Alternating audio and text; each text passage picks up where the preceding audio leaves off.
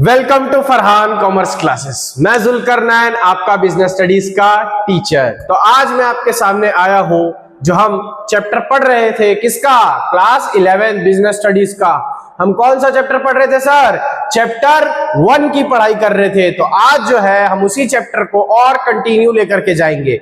आज हम आपके सामने नए तरीके से, नए जज्बे के साथ और नए बोर्ड के साथ आपके सामने खड़े हैं। चलिए इस चैप्टर को शुरू करते हैं और आप हमारे साथ इस चैप्टर को स्टार्ट करेंगे और आगे बढ़ेंगे। चलिए तो आगे बढ़ते हैं। हमने जो पिछला टॉपिक पढ़ा था, अब न्यू टॉपिक से स्टार्ट करेंगे। उसका मतलब क्या है सर? उसका मतलब है कॉमर्स। न्यू टॉपिक जो है कॉमर्स। कॉमर्स को क्या बोलते हैं? चलिए, commerce refers to all those activities which directly और indirectly commerce refers to all those activities which help directly or indirectly in the distribution of goods to the ultimate consumer। सबसे पहले हम sir इस लाइन को समझेंगे। ये क्या बोल रहा है सर? कॉमर्स क्या एक्टिविटी है? कॉमर्स कौन सी एक्टिविटी है? कॉमर्स ऐसी एक्टिविटी है जो डायरेक्टली और इनडायरेक्टली डिस्ट्रीब्यूशन ऑफ गुड्स में हेल्प करता है। किसको डिस्ट्रीब्यूशन ऑफ गुड्स करना है? कंज्यूमर को। तो कॉमर्स क्या करता है? हेल्प करता है किसका? डिस्ट्रीब्यूशन ऑफ गुड्स का। अंडरस्टूड है? चलिए आगे बढ़ते हैं। There will be no uses of producing goods unless and until these goods reach the ultimate consumer। ये कहता है सर कि जो आप गुड्स बना रहे हैं ना, इसका कोई मतलब नहीं होगा। क्यों? क्योंकि जब तक नहीं वो अपने अल्टीमेट कंज्यूमर तक पहुंचेगा, उस गुड्स का बनाने का मतलब ही क्या है सर? अंडरस्टूड है? चलिए आगे। Goods are produced at one place. Goods क्या होता है सर? एक जगह बनाया जाता है। And consumers are scattered are at different places. और कंज्यूमर्स कहाँ रहते हैं? बहुत जगह पे है। ठीक है, जैसे कि मैं सर्विस यहाँ प्रोड्यूस कर रहा हूं, तो क्या सिर्फ ये मेरे जगह जहां मैं भिलाई में रह रहा हूं वहां वाले लोग देख रहे हैं? नहीं देख रहे हैं। दुनिया के बहुत सारे, पूरी दुनिया में यूट्यूब में वीडियो जा रहा है। उसी तरीके से जो गुड्स का प्रोडक्शन है सर, वो किसी एक जगह पे होता है और कंज्यूमर कहाँ है? पूरे इंडिया में, पूरे भारत में, पूरी दुनिया में यहाँ वहां फैले हैं। अंडरस्टूड है? चलिए आगे क्या बोलता है? The consumer are not aware of what kind of goods are produced by the manufacturer। ये कहता है कि कंज्यूमर को पता थोड़ी है कि आप कौन सा गुड्स बना रहे हैं। पता है क्या? कंज्यूमर को नहीं पता। Goods are produced in a large quantity and demand by consumer in a small quantity. Goods क्या होता है? बहुत सारा बनाया जाता है, बट कभी कभी कंज्यूमर क्या करते हैं? उसका स्मॉल डिमांड करते हैं। कंज्यूमर को पता ही नहीं होता कि इतनी क्वांटिटी में गुड्स रखा हुआ है। क्लियर है? आगे। All these problems are either, ये जो सारे प्रॉब्लम है ना, सबसे पहले प्रॉब्लम क्या बोला? गुड्स को एक जगह पे बनाते हैं लेकिन कंज्यूमर क्या बहुत जगह में फैले हुए हैं। तो एक प्रॉब्लम ये। दूसरा प्रॉब्लम क्या है? कंज्यूमर को पता ही नहीं है कि हम किस तरीके का गुड्स बनाते हैं। और अगला प्रॉब्लम क्या है? गुड्स को हमने लार्ज क्वांटिटी में बनाया, बहुत सारे गुड्स बना लिए, लेकिन सर कंज्यूमर को अवेयर ही नहीं है कि हमारे पास इस टाइप के गुड्स हैं या इतनी क्वांटिटी में हमने गुड्स रखा है। ये सारे प्रॉब्लम का जो सॉल्यूशन है, प्रॉब्लम का क्या बोलते हैं sir? Hindrance of place, hindrance of knowledge, hindrance of storage etcetera. ये सॉल्व कौन करके देता है? कॉमर्स सॉल्व करके देता है। अंडरस्टूड है? ये कौन इस प्रॉब्लम को सॉल्व करता है? कॉमर्स सॉल्व करता है। कॉमर्स के अंदर ये सारे प्रॉब्लम का हम क्या देखते हैं सर? सॉल्यूशन देखते हैं। अंडरस्टूड है? अब हम आगे पढ़ेंगे सर फंक्शंस ऑफ कॉमर्स। क्या पढ़ेंगे?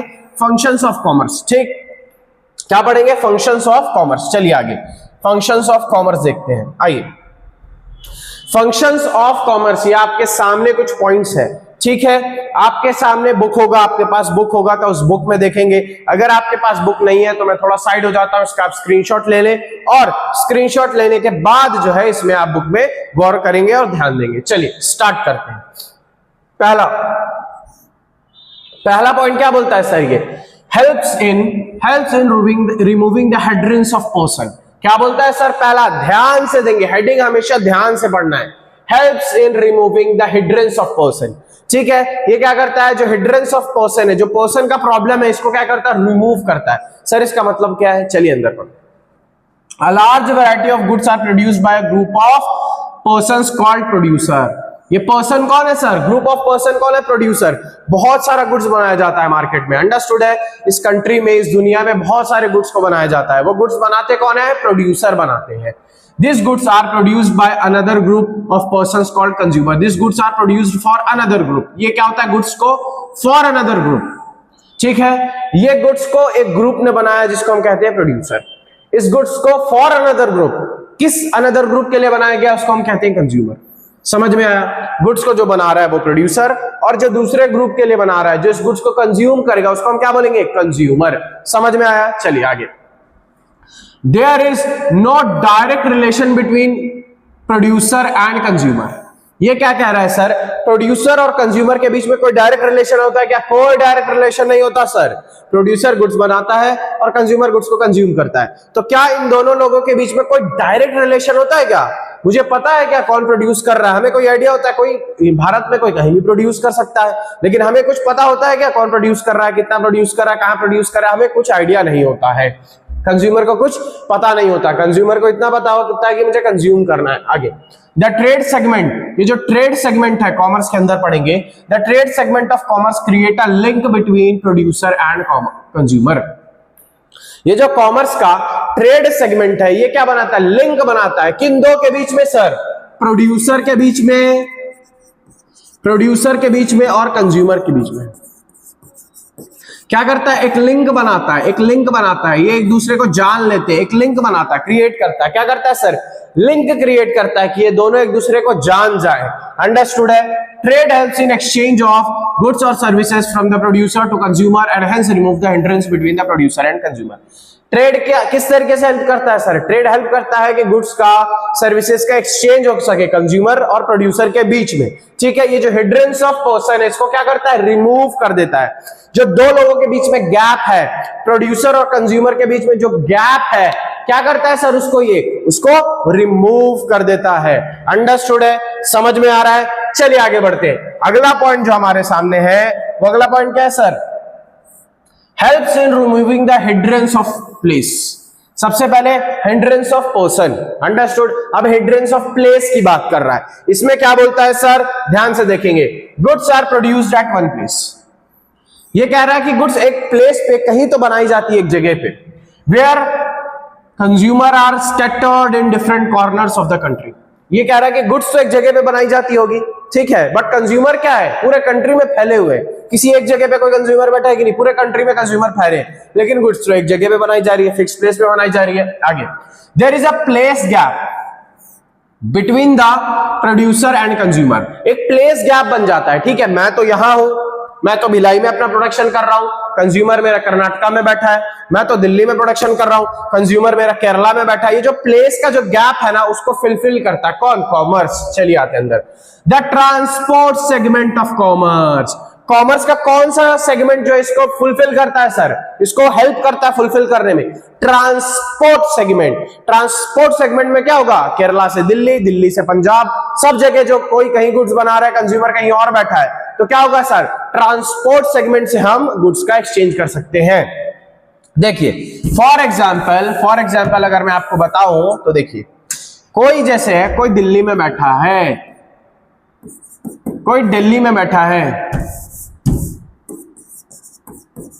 ठीक है, कोई दिल्ली में बैठा है और क्या कर रहा है? किसी गुड्स का प्रोडक्शन कर रहा है। बट मैं भिलाई में हूं सर, मुझे वो गुड्स को चाहिए, तो मैं क्या करूंगा? मैं भिलाई में हूं। मैं कहां हूं? भिलाई में हूं। मैं हूं भिलाई में, मैं भिलाई में हूं, मुझे ये गुड्स चाहिए दिल्ली से। तो कौन सा? कॉमर्स का जो ट्रांसपोर्ट सेगमेंट है ना सर, ट्रांसपोर्ट सेगमेंट हो सकता है ट्रक से लेकर के आए, हो सकता है ट्रेन से लेकर के आए, हो सकता है फ्लाइट से लेकर के आए। अंडरस्टूड है? ये सारी चीजें किस में आती है? ये ट्रांसपोर्ट सेगमेंट का हिस्सा है। तो ये जो प्लेस का डिफरेंस है ना, कोई दिल्ली में बैठा है तो कोई भिलाई में बैठा है, कोई दिल्ली में प्रोडक्शन हो रहा है, भिलाई वाले को चाहिए, ये भिलाई में बैठा है तो दिल्ली वाले को चाहिए। ये जो प्लेस का जो डिफरेंस है ना, उसको हटा देता है कौन? कॉमर्स का जो ट्रेड सेगमेंट है। ठीक है, अंडरस्टूड है? चलिए आगे बढ़ते हैं। चलिए अब आगे हम बढ़ेंगे और समझेंगे अगले पॉइंट की ओर हम बढ़ेंगे। चलिए अगला पॉइंट देखते हैं सर। अगला क्या है? Helps in removing the hindrance of time. अब बात आती है हिंड्रेंस ऑफ टाइम। जो टाइम की प्रॉब्लम है, उसको ये रिमूव करता है। किस तरीके से? अंदर पढ़ेंगे। Some goods are produced in particular season. कुछ गुड्स ऐसे होते हैं जो कोई एक पर्टिकुलर सीजन में होते हैं। अंडरस्टूड है? उसका एक टाइम आता है सर, ये जो 4 महीने ना, इस 4 महीने में जो है ये गुड्स बनेंगे। अंडरस्टूड है? उसके बाद ये गुड्स नहीं बनेंगे। चलिए आगे। Only but are demanded throughout the year. But ये डिमांड क्या होते हैं सर? पूरे साल भर इसका डिमांड होता है। हम गुड्स तो 4 महीने में बना रहे हैं, बट इसका डिमांड क्या होता है सर? पूरे साल भर इसका डिमांड होता है। आगे, फॉर एग्जाम्पल जैसे व्हीट हो गया, राइस हो गया, पल्स हो गया, etcetera. On the other hand some goods are produced throughout the year. कोई गुड्स क्या होता है पूरे साल भर बनाया जाता है, but are demanded in a particular season. But ये क्या होता है सर, पर्टिकुलर सीजन में डिमांड होता है। अंडरस्टूड। आपके पास बुक है तो बुक में क्या करिए, इसको टिक करिए, और जिसके पास बुक नहीं है मैं साइड हो जाता हूं, वो क्या करेंगे, इसका स्क्रीनशॉट लेंगे।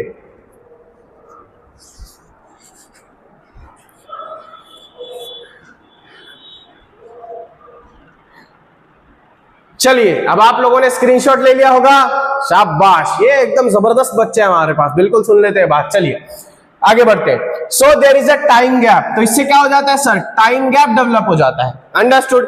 जैसे कुछ गुड्स होते हैं ना, कोई पर्टिकुलर सीजन में बनाए जाते हैं, ठीक, और कुछ गुड्स होते हैं पूरे साल भर बनाए जाते हैं, लेकिन लोग क्या करते हैं, कुछ सीजन में डिमांड करते हैं। ये जो दिक्कत परेशानी है, ये जो टाइम गैप होता है, इसको कौन फुलफिल करता है, इसको कौन रिमूव करता है, जो कॉमर्स है। अंदर पढ़ते हैं, between the production and consumption the goods need to kept safe and fresh during the time gap. ये जो टाइम गैप है ना, फॉर एग्जाम्पल मैं आपको कहता हूं, एग्जाम्पल से समझेंगे।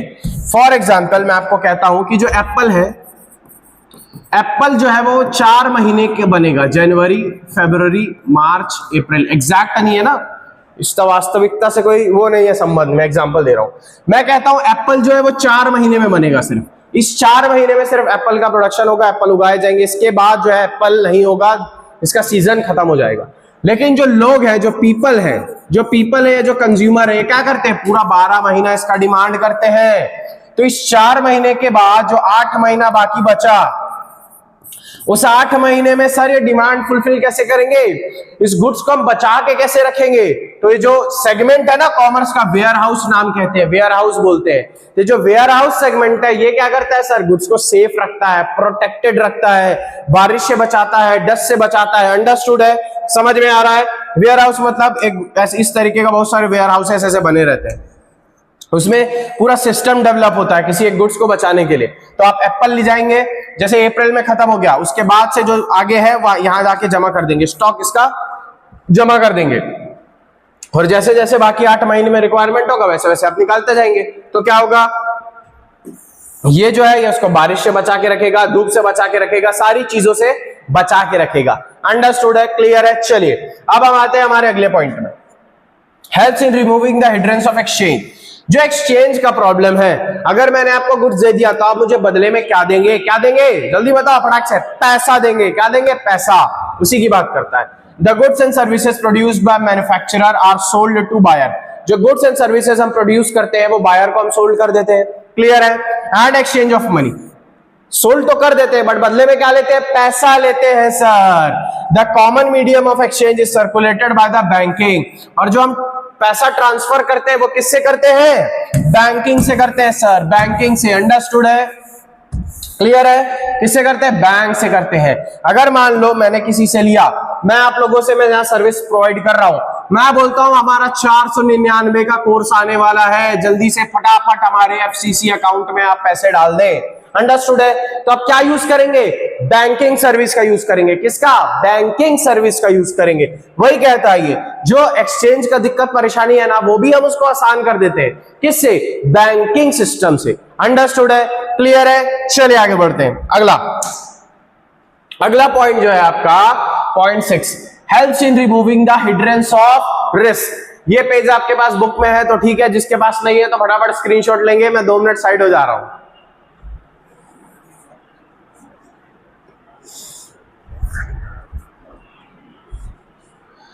चलिए, उम्मीद है आप लोगों ने स्क्रीनशॉट ले लिया होगा, ठीक है। तो चलिए बढ़ते हैं। देखिए, helps in removing the hindrance of risk. अब क्या बोल रहा है, रिस्क। सर हम इतना पैसा लगाते हैं, इतना इन्वेस्टमेंट करते हैं, रिस्क होता है ना, होता है कि नहीं रिस्क। तो उसकी भी प्रॉब्लम को ये कॉमर्स सॉल्व करता है। किस तरीके से सॉल्व करता है, अंदर पढ़ेंगे। There are different type of risk. Risk जो है वो बहुत टाइप के होते हैं जो एक बिजनेसमैन फेस करता है। द इंश्योरेंस सेगमेंट ऑफ, कौन सा segment, insurance segment of commerce helps in removing the hindrance of risk, providing protection and compensation. जो कॉमर्स के अंदर जो इंश्योरेंस का जो सेगमेंट है ना सर, वो आपको रिस्क से बचाता है, वो आपको प्रोटेक्ट करता है। और अगर आपका पैसा डूबे तो कुछ आपको अमाउंट क्या करता है सर, कंपनसेशन करता है। आगे, to insure, insurance companies agree to undertake to make goods the loss suffered by the businessman. जो लॉस बिजनेसमैन सफर करता है, गुड्स जल गए, गुड्स बर्बाद हो गए, तो इंश्योरेंस कंपनी क्या करती है, उसको कंपनसेट कर देती है। अंडरस्टूड है। The common type of risk covered by the insurance company, damage of goods during the transition है। अब कंपनी जो है वो किस किस तरीके का इंश्योरेंस प्रोवाइड करता है, देखिए ट्रांसिट में, अगर ट्रांसिट मतलब ट्रेवलिंग के बीच में, अगर मान लीजिए आपका शिप से गुड्स आ रहा है, शिप डूब गया, तो उस पर आपको फिर कंपनसेशन मिलेगा। स्टोरेज, आपने कहीं गुड को स्टॉक करके रखा था, वो वेस्ट हो गया, खराब हो गया, या आपका आग लग गई, या पानी में बह गया, या बारिश से हो गया, ये सारी चीज अगर आपको कोई रिस्क आएगा तो जो कॉमर्स का इंश्योरेंस सेगमेंट है वो क्या करेगा, आपको हेल्प करेगा रिस्क को ओवरकम करने में या रिस्क को रिमूव करने में। क्लियर है। चलिए अगला पॉइंट आते हैं 6, helps in reviewing the hindrance of knowledge. अब बात करते हैं hindrance of knowledge. Hindrance of knowledge मतलब सर मैं बोल रहा हूं कि हम यहाँ फरहान कॉमर्स क्लासेस आपको 499 में साल भर के लिए क्लास प्रोवाइड कर रहे हैं। क्या कर रहे हैं, क्लास प्रोवाइड कर रहे हैं। तो क्या ये नॉलेज सबके पास पहुंच जाएगी, जो हमने कहा है सबको पता चल जाएगा? नहीं पता चलेगा सर, हमें एडवर्टाइजमेंट के थ्रू लोगों को बताना पड़ेगा। चलिए, generally the consumer and buyer are unaware about the new goods and produced by the manufacturing. जो कंज्यूमर होते हैं उनको पता ही नहीं होता कि क्या नया नया बन रहा मार्केट में, तो कैसे पता चलता है, एडवर्टाइजमेंट से पता चलता है। As there is no direct communication between the manufacturing and ultimate consumer. जो कंज्यूमर है और जो गुड्स बनाने वाला है, क्या उनके बीच में रिश्तेदारी दोस्ती होता है? नहीं होता सर, क्या बात कर रहे हो। आपका और जो बिल गेट्स है उसके बीच में कोई रिश्तेदारी है क्या? सर नहीं है। तो हमें पता कैसे चलता है बिल गेट्स कुछ बना रहा है? एडवर्टाइजमेंट से। The advertisement branch of commerce, commerce का जो एडवर्टाइजमेंट ब्रांच है उसके थ्रू आपको नॉलेज मिलता है कि हाँ इस बंदे ने ये गुड्स प्रोड्यूस कर रहा है। जैसे हमारा इंस्टाग्राम में जाएंगे, बहुत सारे एडवर्टाइजमेंट है, तब आपको पता चलेगा हाँ कि हम कुछ प्रोवाइड कर रहे हैं। ठीक है, तो कॉमर्स का जो एडवर्टाइजमेंट सेगमेंट है वो क्या करता है, आपके नॉलेज की जो कमी है उसको रिमूव कर देता है। आपको नॉलेज मिल जाता है कौन क्या कर रहा है। क्लियर है, समझ में आ रहा है। चलिए अब हम आते हैं क्लासिफिकेशन ऑफ कॉमर्स। अब हम ये कहता है कि हम कॉमर्स को जो है कितने पार्ट में डिवाइड कर सकते हैं, कितने पार्ट में डिवाइड। तो इसने इसको 2 पार्ट में डिवाइड किया। सबसे पहला नाम रखा है उसका ट्रेड। सबसे पहला नाम क्या रखा है, ट्रेड। दूसरा एड्स टू ट्रेड। एड्स मतलब आपने सुना होगा, आसाम में बाढ़ आ गई तो प्रधानमंत्री ने एड प्रोवाइड किया। आसाम में बाढ़ आ गई तो छत्तीसगढ़ के सरकार ने कुछ एड दिया। मतलब क्या होता है, हेल्प होता है सर, हेल्प प्रोवाइड किया। क्लियर है, ठीक।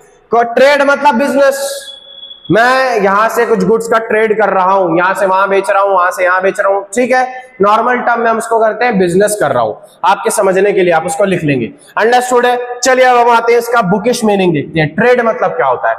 Trade is an integral part of commerce. Integral मतलब अंदर का पार्ट है कॉमर्स की। It refers buying and selling of goods and services. Trade मतलब एक लाइन में कह दिया सर, ट्रेड मतलब एक लाइन में कह दिया कि जो बाइंग एंड सेलिंग है गुड्स एंड सर्विसेज का, उसको हम कहते हैं ट्रेड। क्या कहते हैं sir, it refers to buying and selling of goods and services. Goods को खरीदना और बेचना, इसको क्या कहते हैं हम सर, इसको हम कहते हैं ट्रेड। चलिए, the trade segment of commerce brings together manufacturing and consumer. ये जो ट्रेड सेगमेंट है ये क्या करता है सर, मैन्युफैक्चरिंग और कंज्यूमर को एक दूसरे को साथ में लेकर के आता है। Trade act as a link between the manufacturing and the consumer. ये जो ट्रेड है ये किसके बीच में लिंक बनता है, मैन्युफैक्चरिंग और कंज्यूमर के बीच में। अंडरस्टूड है। चलिए आगे, the absence of trades the manufacturing will have to search for consumer and the consumer will have to search for the manufacturing। अगर ट्रेड ना हो, अगर गुड्स एंड सर्विसेज का सेलिंग और बेचना और खरीदना ना हो, तो कंज्यूमर क्या करेगा, दौड़ भाग करेगा। मैन्युफैक्चरिंग का है, मैन्युफैक्चरिंग बोलेगा कंज्यूमर का है। अंडरस्टूड है। ये दौड़ भाग को खत्म करता है। ठीक है, ट्रेड को हम 2 तरीके से क्लासिफाई करेंगे। किस तरीके से सर, 2 तरीके से क्लासिफाई करेंगे। ये जो हमने क्या है, फंक्शंस ऑफ कॉमर्स हमने पढ़ रखा है, अभी पढ़ा था, उसका शॉर्ट है, आप लिख सकते हैं इसको। ट्रेड को 2 तरीके से क्लासिफाई किया गया, एक इंटरनल ट्रेड और एक एक्सटर्नल ट्रेड। अब आते हैं सर इंटरनल ट्रेड का मतलब क्या होता है। Internal trade refers to buying and selling of goods and services within the geographical boundary of the country. Geographical boundary मतलब, अब मुझे इंडिया का नक्शा तो नहीं आता, लेकिन मान लो ये इंडिया है, इसका जो ये बाउंड्री है ना, इस बाउंड्री के जो अंदर होगा उसको हम कहेंगे इंटरनल ट्रेड। ये जो बाउंड्री के अंदर जितने भी सामान बेचना खरीदना होगा, गुड्स आप सेल करेंगे, गुड्स क्या करेंगे, सेल करेंगे, सर्विसेज आप सेल करेंगे, आप परचेज करेंगे, उसको हम बोलेंगे internal trade. It is also known age home trade. India के अंदर, आपके कंट्री के अंदर जितने भी ट्रेड होंगे, सामान खरीदना बेचना, उसको हम क्या बोलेंगे? इंटरनल ट्रेड, या उसका दूसरा नाम होम ट्रेड बोलेंगे। ठीक है। Under internal trade goods and services are brought and sold in the home currency only. Internal trade के अंदर जो है गुड्स एंड सर्विसेज को होम करेंसी में बेचा जाएगा, मतलब रुपीज में बेचा जाएगा। क्लियर है? चलिए, the internal trade are two type, दो टाइप के इंटरनल ट्रेड होते हैं सर। सबसे पहला होलसेल, दूसरा रिटेल। आपने कितना ही सुना होगा इसके बारे में, जहां जाते होंगे दिमाग सुनते ही होंगे, यार होलसेलर है, ये तो रिटेलर है। होलसेलर मतलब क्या है? Wholesaler it refers to buying and selling of goods and services in large quantity. जो बड़े क्वांटिटी में, बल्क में जो सेल करता है गुड्स को, उसको हम बोलते हैं wholesaler. The wholesaler buy goods directly from the manufacturer. Manufacturer से डायरेक्ट गुड कौन खरीदता है सर? होलसेलर खरीदता है। And sell the goods to retailer. Wholesaler किसको गुड्स बेचता है सर? रिटेलर को। अंडरस्टूड है? क्लियर है? चलिए आगे। Generally a wholesaler is specialized in one line of product. Wholesaler generally क्या होता है? एक लाइन ऑफ प्रोडक्ट में स्पेशलिस्ट होता है। जैसे हम बोलते हैं टॉयज का होलसेलर, सब्जियों का होलसेलर, वो सिर्फ सब्जी का होलसेल करता है। कोई है वो सिर्फ टॉय का होलसेल करता है, कोई है सिर्फ इसका होलसेल करता होगा, यही बेचता होगा सिर्फ, कोई होता होगा होलसेल टेबल का बेचता है, लकड़ी बेचता है। अंडरस्टूड है? तो किसी एक पर्टिकुलर जो फील्ड होता है उसमें जनरली होलसेलर लोग काम करते हैं। आगे, the maintain a large stock. ये होलसेलर क्या करते हैं सर? लार्ज स्टॉक मेंटेन करते हैं, बड़ा बड़ा स्टॉक बना के रखते हैं। He buys goods for cash from manufacturer and sell in credit to the retailer. ये क्या करते हैं? कैश में मैन्युफैक्चरर से गुड लेते हैं और क्रेडिट पीरियड देते हैं। किसको? रिटेलर को। ठीक है, अभी लेकर के जाओ, 1 महीने में पेमेंट कर देना माल बेच के। अंडरस्टूड है? A large amount of capital is required for the wholesale trade. अगर आप होलसेल शुरू करना चाहते हैं तो बहुत पैसा लगेगा पहले, क्योंकि आपको बहुत सारा सामान जमा करना है। चाहिए थोड़ा बहुत सामान से होलसेल नहीं होता, आपको बहुत ज्यादा सामान चाहिए किसी पर्टिकुलर फील्ड का, तो उसके लिए क्या? बहुत ज्यादा पैसा भी लगेगा सर। अंडरस्टूड है? तो होलसेल मतलब क्या होता है? होलसेल मतलब आप गुड्स को लार्ज क्वांटिटी में बेच रहे हैं। अंडरस्टूड है? आप रिटेलर को गुड्स बेचते हैं, आप लार्ज स्टॉक जमा करके रखते हैं। एक लाइन ऑफ प्रोडक्ट में आप स्पेशलिस्ट होते हैं, आप गुड्स को कैश में खरीदते हैं और रिटेलर को क्रेडिट में बेचते हैं। होलसेलर को पैसे की बहुत बड़ी लार्ज अमाउंट की जरूरत पड़ती है, तो सारे लोगों को क्या बोलते हैं? हम होलसेलर बोलते हैं। ठीक है, चलिए अब लास्ट हमारे पास आ रहा है बस। जैसे कि देखिए यहां पे जो है रिटेलर भी लिखा हुआ है, रिटेल ट्रेड, लेकिन इसके बारे में कुछ हमारे पास स्पेसिफिक मेंशन नहीं किया है, तो आइए उसको मैं आपको यहां पढ़ाता हूं। रिटेल ट्रेड मतलब क्या होता है? रिटेल मतलब जब हम गुड्स को, रिटेलर मतलब जो गुड्स को कंज्यूमर तक पहुंचाता है, सिंगल कंज्यूमर तक पहुंचाता है। अंडरस्टूड है? जो गुड्स को 1 बाय 1 बेचता है। अंडरस्टूड? ये क्या होता है सर? सबसे पहले मैन्युफैक्चरिंग, मैं आपको एक बड़ी तरीके से पूरा एक सीक्वेंस समझाता हूं, गुड्स कहां से आता है और कहां जाता है, किस तरीके से बनता है। ठीक है, चलिए ध्यान देंगे। सबसे पहले गुड्स क्या होता है सर? मैन्युफैक्चरिंग। अंडरस्टूड है? मैन्युफैक्चरिंग से गुड्स कहां से आता है? अभी हमने पढ़ा था होलसेलर के पास आता है, होलसेलर के पास। फिर होलसेलर गुड्स किसको बेचता है सर? रिटेलर को बेचता है। किसको? रिटेलर को। रिटेलर का काम क्या होता है? रिटेलर जो है वो गुड्स किसको बेचेगा सर? कंज्यूमर को बेचेगा। अंडरस्टूड है? समझ में आ रहा है? क्लियर है? चलिए अब हम आगे बढ़ते हैं। लास्ट टॉपिक हमारा जो है एक्सटर्नल ट्रेड। हमने इंटरनल ट्रेड पढ़ लिया, होलसेलर रिटेलर अंदर की बात हो रही थी पूरी। अब हम जाते हैं बाहर, एक्सटर्नल ट्रेड। अगर ये आपके पास कॉपी में है तो अच्छी बात है, वरना स्क्रीनशॉट लीजिए फटाक से।